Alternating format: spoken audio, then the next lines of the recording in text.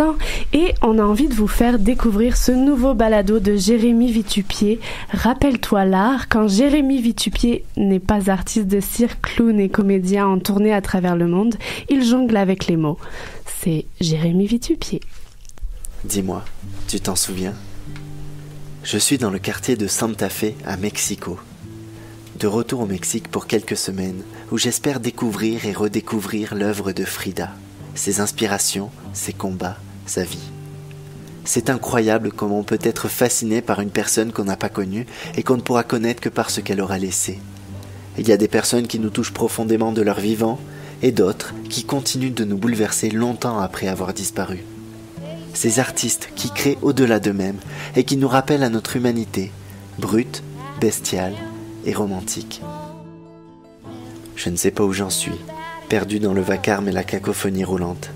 Je peine à reprendre un souffle suffisamment sain pour continuer d'avancer. Les œuvres sont comme des bulles d'oxygène pur qui proposent de nouveaux chemins. Ce sont des guides éclairés et hétéroclites pour bâtir des avenirs possibles et fuir les mondes impossibles.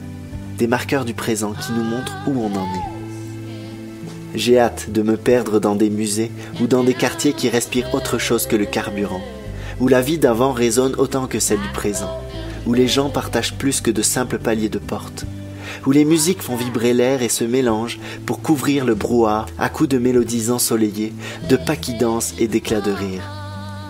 Quand je suis fatigué, ou plutôt quand je suis déprimé, quand je me sens aussi gris que la fumée qui sort des pots d'échappement, quand le poids de la routine m'a trop éloigné de moi-même, le remède, autre que l'amour, c'est l'art. Tu te rappelles de ce roman qui t'a marqué ? Tu arrives parfois encore à te balader dans ces paysages. Tu te rappelles ce film qui t'a ému ou choqué ? De cette planche de bande dessinée dans laquelle éperdu tu t'es retrouvé. Il y a certainement aussi un tableau ou une sculpture qui t'hypnotise quand tu le contemples. Et ce spectacle qui t'a fait voler, cette exposition qui t'a révolté, ce concert où tu es devenu comme un battement éclatant. L'art nous révèle à nous-mêmes. Il nous bouge, nous change, il nous avale.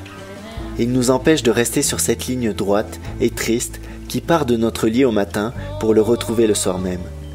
L'art nous sort et nous continuons de le faire sortir à notre tour en le laissant derrière nous pour que quelqu'un le trouve à son tour sur la route et qu'il change comme toi et moi d'un pas sa trace. Allez, à la prochaine. Ciao.